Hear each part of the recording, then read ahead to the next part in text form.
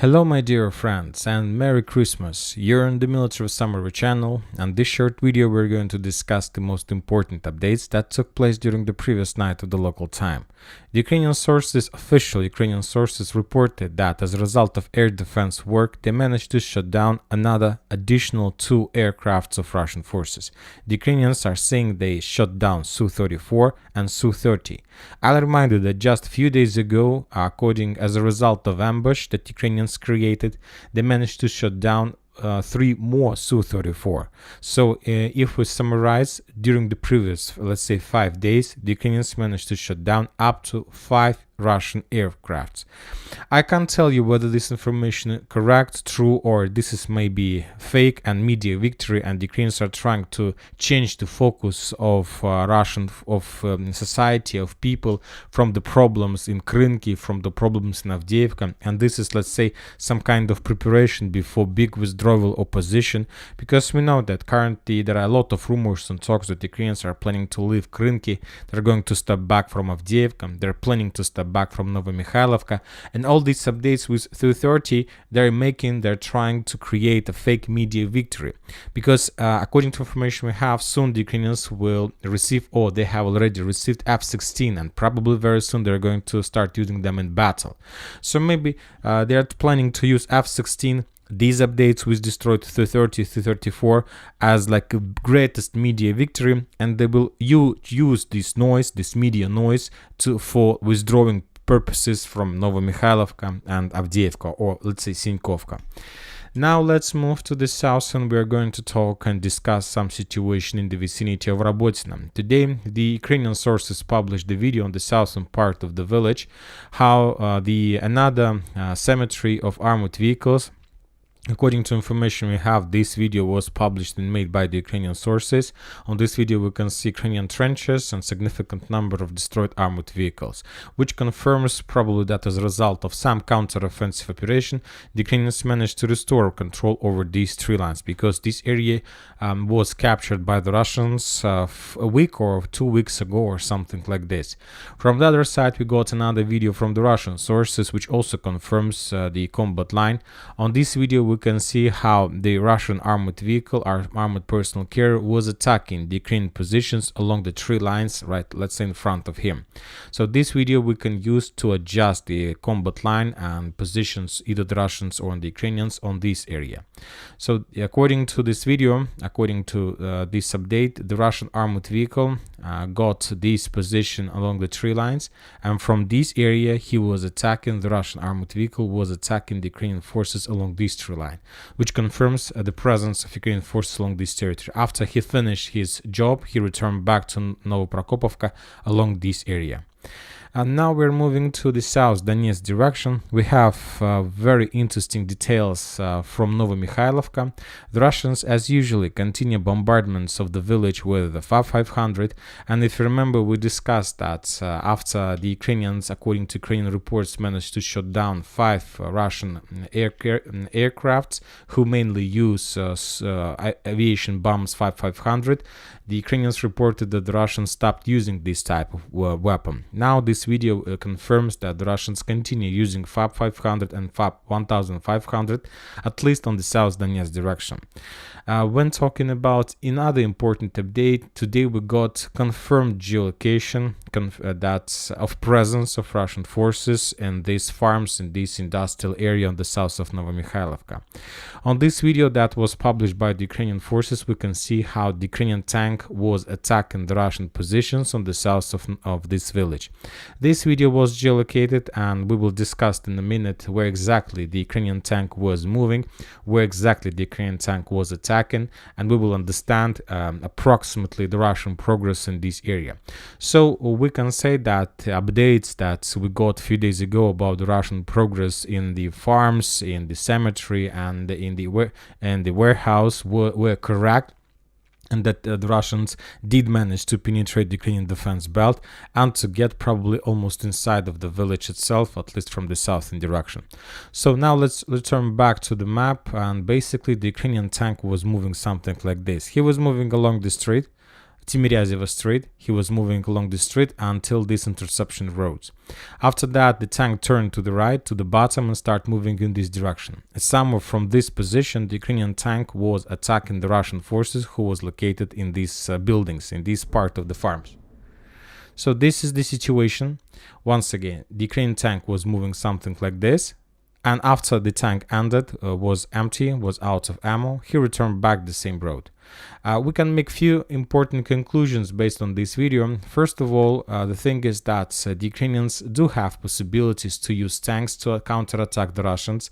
And we know, and this video confirms, that the Russians don't have armored vehicles, tanks, or personnel carriers in this part of Novomikhailivka. They have just infantry that they managed to land few days ago or weeks. They managed to dig in deeper, but we understand that without any support of armored vehicles, the Russians don't have chances to continue offensive operation.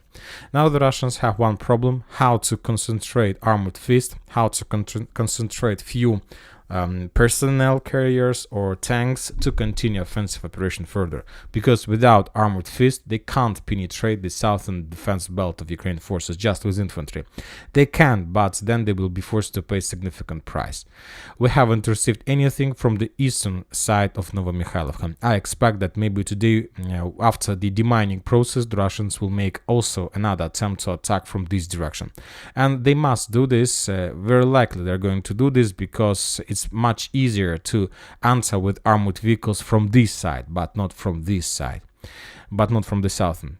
Now we are moving to Marinka direction, and according to most of mappers and updates from the ground from the soldiers, the Russians, as a result of offensive operation, managed to establish complete control over Marinka. This information was provided by the Russian sources, and the sources are saying that the complete liberation or capturing of Marinka was implemented by 5th Motorized Brigade upload of DPR. So the Russians during the previous day were bombing and attacking this territory heavily, and the previous night they complete the mission, the Battle of Marinka. For now, we don't have the flags. If you remember, when the Russians captured the western part, like southwestern, there were at least 3 videos with flags showing, confirming that update. We still haven't received even a single flag from the northwestern part of the village, but because of the fact that we have a lot of reports from different reliable mappers, before the next video we will update this territory and we will show this area as in the gray zone, because we have reports about some progress of Russians and the complete liberation of Marinka. So this territory the Ukrainian positions will be moved further to the northwest on this area. Now we are moving to the north to Nivolska. We have very interesting updates that the Russians launched offensive operation in direction of this village along these 3 lines. And this is very interesting because during the previous days, since the beginning of December, we had at least 3 reports from this territory. We have the video of Russian bombardments of this territory using the very heavy type of weapon like FAB 500, artillery rounds, and many other types of weapon. We also have the video of Russian attack on the ground, like with significant number of infantry, and how the Russians were trying to clear this territory. And now we have another update that the Russians launched a massive attack towards the Nivolska. And we understand the main purposes of the Russians. Obviously, the thing that they're planning to do and they want to do is to establish complete control, let's say, over this area. I'm not sure that the Russians are able to do this very fast, but to get as close as possible, they can do this. And if we then zoom out, we're going to see the global plan of the Russians to create another cauldron, another encirclement of Ukrainian forces in Pervomaiska. So this is like the main plan of the Russians. I'm not saying that they're able to do this, but it looks like this. Now we're moving to Bakhmut Artyomov direction. We have a few more updates from Grigorovka, Bogdanovka. If you remember, we have already discussed that according to some Russians, they managed to enter Grigorovka, they managed to almost encircle the Ukrainian hill, but today we got some updates that probably adjust the wishful thinkings that we got a few days ago during the previous days. According to information we have, the Russians managed to develop their positions, and basically they control currently some something like this, according to some mappers, more or less reliable resources. What does it mean? The Russians answered and continue advancing further in direction of Grigorovka along this tree line. This is like one important update. And the second one is that the Russians managed to bypass fields and to enter another tree line that's located on the northeast of Grigorovka. So something like this. And now the Russians have possibilities to continue advancing further. And basically, there are very high chances, if those updates is correct, that the next few days the Russians will make the first attempts to attack Grigorovka from the east and northeast. So possibly, very likely, this is going to happen. Furthermore, we got the third video of FPV drone hunting. Very interesting video. During December, we got at least 3 videos how the Russians were hunting Ukrainians' FPV drones operators.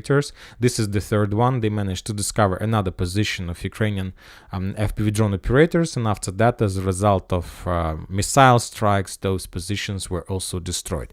So very interesting situation, and I understand that now in the past we were saying if you are able to establish air superiority or artillery superiority, then you can win. But this war, Ukraine-Russian war, tells us that if you are able to establish FPV drone superiority, maybe this case you have possibility, 100% chances to win. And now we are moving to Kupiansk-Liman direction. Liman, I have adjusted the map just to show you the Russian progress based on geolocations we saw yesterday about the Russian attack. And when talking about Kupiansk, we don't have any geolocated videos. The only thing is that today is the third day of absence of Udai. So we remember this guy, the Udai diary. He was attacking, bombing the Ukrainian forces every single day, and for around 36 days of his life cycle, let's call it like this, he managed to destroy up to more than half a battalion. But now he's gone. What happened to him, I don't know, but let's see, maybe he will return, maybe not.